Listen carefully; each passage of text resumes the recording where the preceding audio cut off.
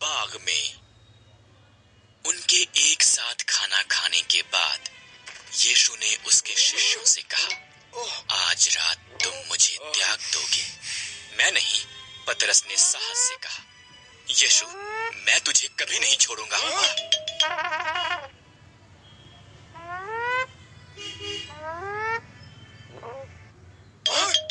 यीशु ने आह भरी।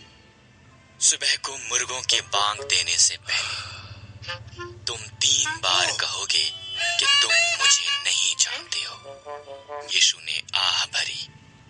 सुबह को मुर्गों के बांग देने से पहले तुम 3 बार कहोगे कि तुम मुझे नहीं जानते हो। मैं ऐसा करने से पहले मर जाऊंगा, पतरस ने कहा।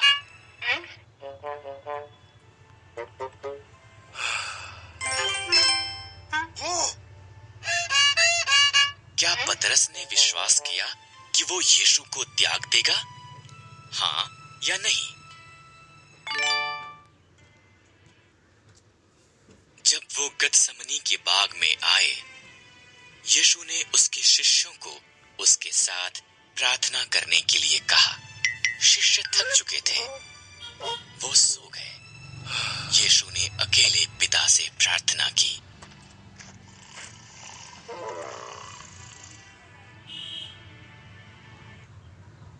यीशु जानता था कि उसके दुश्मन उसे मार देना चाहते थे।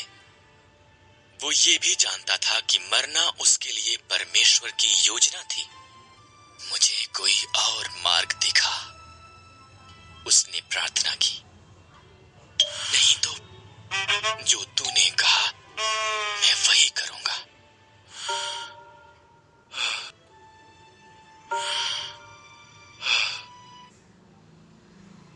अचानक एक ज्योति चमकी। यहां पर चिल्लाहट थी और सब लोग उठ गए। एक क्रोधित भीड़ धार्मिक अगुवों के द्वारा भेजी हुई आई।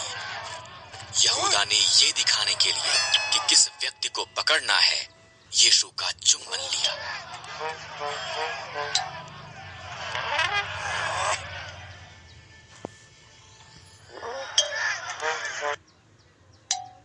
मैं ही हूं जिसे तुम ढूंढ रहे हो, यीशु ने कहा। जब उसने ये कहा, वो पीछे हटे और जमीन पर गिर पड़े। तब उन्होंने यीशु को पकड़ा और उसे धार्मिक अगुवों के पास ले गए।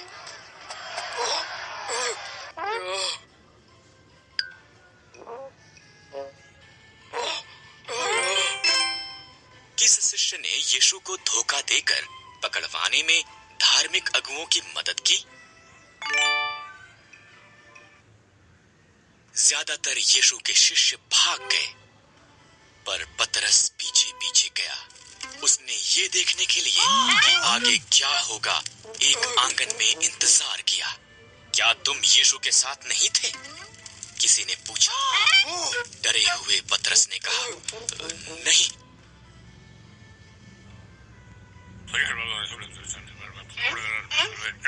दो और लोगों ने भी यही बात पूछी।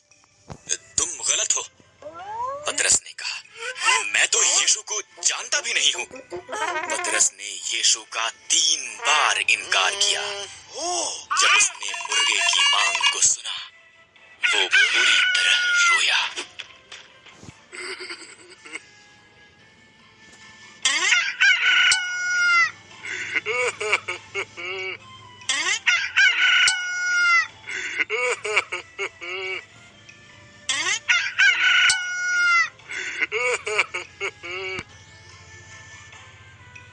यीशु को पकड़वाए जाने के बाद पतरस ने प्रत्येक को बताया कि वो यीशु के साथ रहा था